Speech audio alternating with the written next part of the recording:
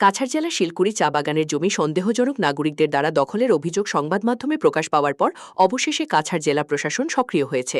ঘটনার তদন্তের জন্য জেলা প্রশাসনের একটি দল ইতিমধ্যে ঘটনাস্থলে পৌঁছে তদন্ত শুরু করেছে এবং যে কোনো মুহূর্তে অবৈধ দখলকারীদের ঘরদুয়ার উচ্ছেদ করা হতে পারে। প্রায় 1 বছরেরও বেশি সময় ধরে শতাধিক ব্যক্তি বাগিচার বিভিন্ন অংশ জোরপূর্বক দখল করে পরিবারসহ স্থায়ীভাবে বসবাস করছিল। এমনকি বাগিচা কর্তৃপক্ষকে সম্পূর্ণ অন্ধকারে রেখে বিভিন্ন স্থানে পাকা ঘর নির্মাণ করা হয়েছিল এবং রাতারাতি এক প্রকার নতুন গ্রাম গড়ে তোলা হয়েছিল। স্থানীয় বাসিন্দা ও চা শ্রমিকদের অভিযোগ, শিলকুড়ি চা বাগানের ধর্মখাল এলাকায় প্রায় ৩০০ থেকে ৪০০ বিঘা জমি দখল করা হয়েছে। দখলকারীরা জমিতে অসংখ্য স্থায়ী ও অস্থায়ী ঘর নির্মাণ করেছে এবং মাছ, হাঁস, মুরগি ও শুকুরের খামারও গড়ে তুলেছে। দখলকারীদের মধ্যে কেউ কেউ নিজেদের জমি ক্রেতা হিসেবে পরিচয় দিয়েছেন এবং এনওসি পাওয়ার দাবি করেছেন।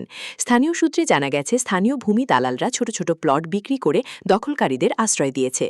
শিলকুড়ি চা বাগানের জেনারেল ম্যানেজার ওপি সিং জানিয়েছেন, পূর্ববর্তী ব্যবস্থাপনা কর্তৃপক্ষ কিছু অধিবাসীকে এনওসি দিয়েছিল। তবে তিনি অভিযোগ করেন, কিছু ক্ষেত্রে যাদের ছোট অংশ দখলের অনুমতি দেওয়া হয়েছিল তারা পরে অনুমোদিত এলাকার বাইরে তাদের দখল বিস্তার করেছে। তিনি আরও জানান, বাগানের জমি পিএফ বিভাগের এবং বাগান ব্যবস্থাপনা কেবল সম্পত্তির রিসিভার হিসেবে কাজ করছে। কোনো পদক্ষেপ নিতে পিএফ বিভাগের অনুমতি প্রয়োজন। সিংহ অনুমান করেছেন, বর্তমানে বিতর্কিত এলাকায় প্রায় ১০০ থেকে ১৫০টি বাড়ি রয়েছে। ঘটনার গুরুত্ব বুঝতে পেরে কাছাড় জেলা প্রশাসন তদন্ত শুরু করেছে।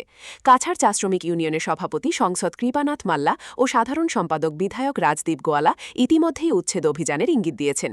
आए थे, मतलब जो न्यूज में उनको मिला कि रिफ्यूजी लोग हैं, बांग्लादेशी लोग हैं, जो वर्ड यूज किया गया था, तो उसी के लिए आए थे कि वास्तव में लोग बांग्लादेशी हैं कि नहीं।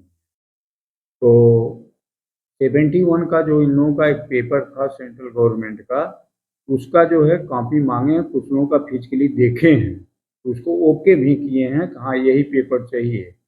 तो एक आदमी को मैंने जिम्मा दे के गए, ये पेपर हमको चाहे जैसे फोटो स्टेट करके दीजिए, यही मतलब है। वो स्पॉट वेरिफिकेशन भी किए, मैंने धर्मखाल और दरगाह कोना, ये 2 जगह जहाँ का इशू था। बाकी का जैसे 400 बीघे कैंप के नाम एलाट था, ऐसा सुना जा रहा है। अब 400 बीघे में जो लोग बैठे हैं वो तो इंडिया गवर्नमेंट उन लोगों को माने कैंप के हिसाब से दिया, और बाकी मतलब जैसे टी गार्डन का कुछ तो एनओसी है, लेकिन उसके रिगार्डिंग उन लोगों का नहीं मैटर था। उन लोगों का मैटर ये था बांग्लादेशी वर्सेज इंडियन। नहीं, चाय बागान की जमीन देखिए सेल नहीं हुई है। एनओसी से ओनरशिप आपको नहीं मिलता है, तो वो तो जब चाहेगा तब मैनेजमेंट खाली करा लेगा एनओसी कैंसिल करके। हाँ, एनओसी है करीब मोटा मोटी 302 बीघे का, जिसका रिकॉर्ड ऑफिस में है। ये तो नेम वाइज हम नहीं बता पाएंगे, मतलब हैं काफ़ी लोग हैं। अगला स्टेप देखिए, मैं तो मैंने पीएफ से लिया हूँ। अगर पीएफ कमिश्नर जो है एनओसी कैंसिल कर देगा तो उसको खाली कराया जाएगा।